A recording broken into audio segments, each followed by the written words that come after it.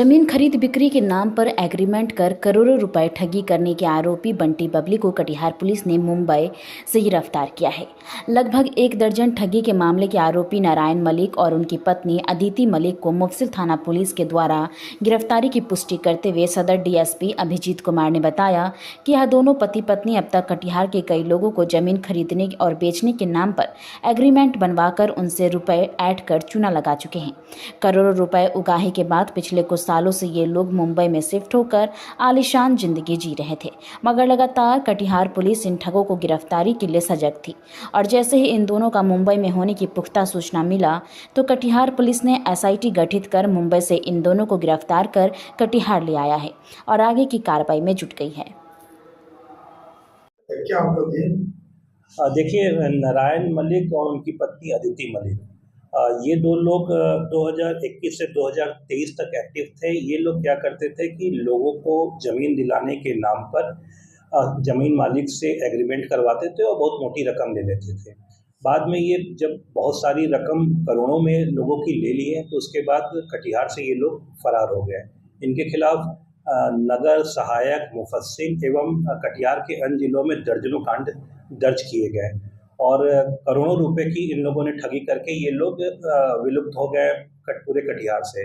हमारी टीम लगातार लगी रही और टेक्निकली हम लोगों इनको खोजने में लगे रहे, लेकिन चूंकि पूरा परिवार ही यहाँ से गायब हो गया था तो बड़ी मुश्किल आ रही थी।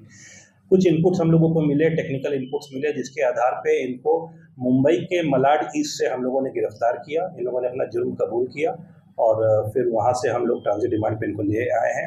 उससे पूछताछ करने के बाद इनको न्यायिक अभिरक्षा में भेजा जाएगा। कैसे ठगते थे लोग? इनका मोडस ऑपरेंडी ये था कि ये पहले जमीन मालिक और जो जमीन खरीदना चाहता है उन दोनों को मिलाने के नाम पे जमीन मालिक से क्या एग्रीमेंट करते थे कि मैं ज़मीन आपकी बिकवा दूंगा, और फिर जो लोग खरीदना चाहते थे उनसे एग्रीमेंट करते थे कि आपको इतनी कट्ठे में ज़मीन दिलवा दूंगा।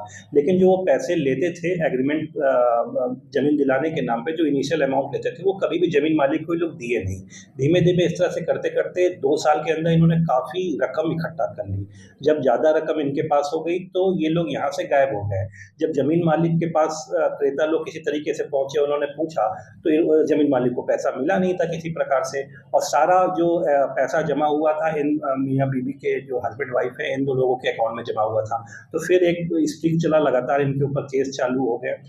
जब इनको लगा कि अब हम लोग कटिहार में सर्वाइव नहीं कर पाएंगे तो ये एक दिन ये लोग कटिहार छोड़ के भाग गए। फिर हम लोग इस पे लगातार 1 साल से काम कर रहे थे। जब हम लोगों को इनका टेक्निकल इनपुट मिला, फिर हम लोगों ने सूचना संकलित किया, वहाँ के लोकल थाना संपर्क किया तो मलाड ईस्ट में इनकी होने की सूचना प्राप्त हुई। फिर एक स्पेशल टीम बनाई गई।